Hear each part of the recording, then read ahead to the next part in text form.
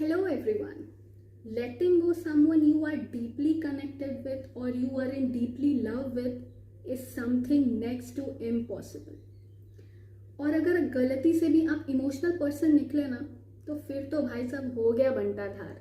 फिर जो वो बेचैनी और क्रेविंग्स होती है ना उस इंसान के पास वापस चले जाने की, वो अलग ही लेवल की होती है। और हम चले भी जाते हैं हमेशा और अपनी मेंटल पीस, मेंटल हेल्थ, अपनी सेल्फ रिस्पेक्ट की धज्जियाँ उड़वाते चले जाते हैं, जैसे हमने खुद ही वो उस इंसान को वो पावर दे दिया हो कि लो भाई लो, तुम्हारी मर्जी, चाहे तुम मेरे को कितना भी इग्नोर करो, कितना भी डिसरिस्पेक्ट करो, मैं तो फिर भी तुम्हारे पास आऊँगी।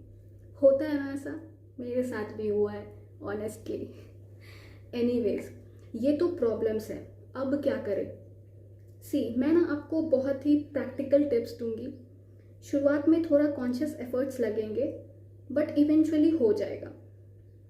और हाँ, this video is for that type of person जिसने सब कुछ ट्राई करके देख लिया है but still things are not working out and they have decided it finally कि अब नहीं, अब तो मेरे को उस पर्सन को लेट गो करना ही है।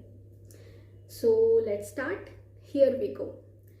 तो आपको 5 चीज़ें फॉलो करनी है। पहली चीज़, stop giving them attention.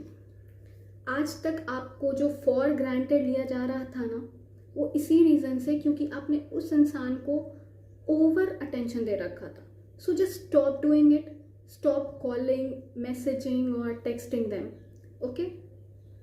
Second thing what you have to do is make yourself busy in some productive work. होता क्या है कि जब हम जेन्युइनली किसी काम में बिजी होते हैं ना तो उस टाइम पीरियड में हमें किसी की याद नहीं आती। तो involve your self in that productive work. वो प्रोडक्टिव वर्क कुछ भी हो सकता है। It may be working on your self, improving your own personality, improving your skills, या चाहे अपने करियर को बनाना हो, या फिर कोई भी ऐसा काम जिसे करके आपको अच्छा फील होता हो।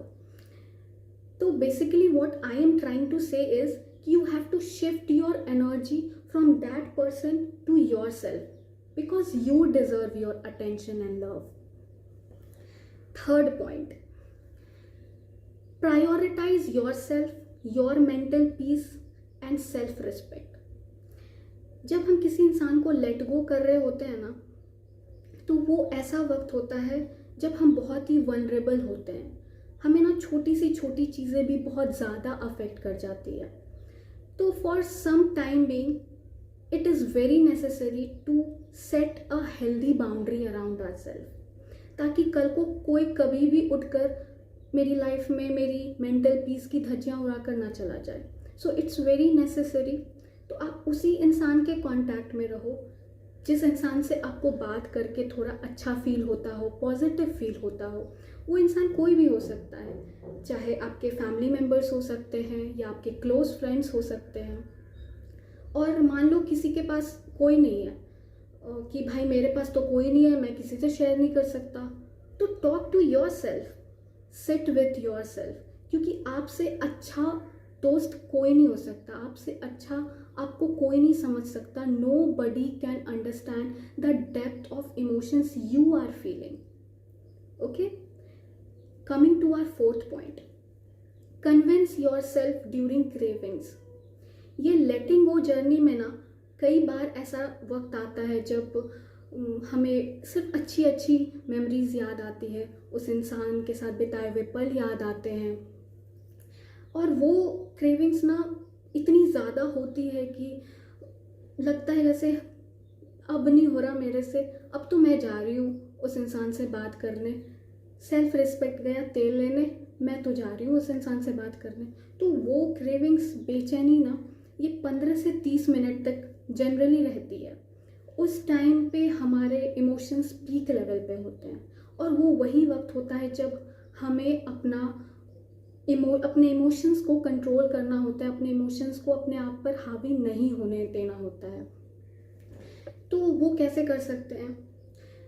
वो जो 15 से 30 मिनट तक का जो समय होता है, आप अपने आप को इन्वॉल्व करो किसी काम में। You involve your self in some work, या खुद को समझाओ कैसे भी करके आपको अपने इमोशंस को कंट्रोल करना है उस टाइम पीरियड तक। और फिर जब आपने ये कर लिया ना, तो फिर उसके बाद जब आपके इमोशंस थोड़े नॉर्मलाइज हो जाएंगे, तो the satisfaction you will get after that ना, कि आपने जो भी किया वो सही किया, अच्छा ही किया, आपने उस इंसान को मैसेज नहीं किया, आप वापस नहीं गए, तो that satisfaction of standing with your self will be of another level.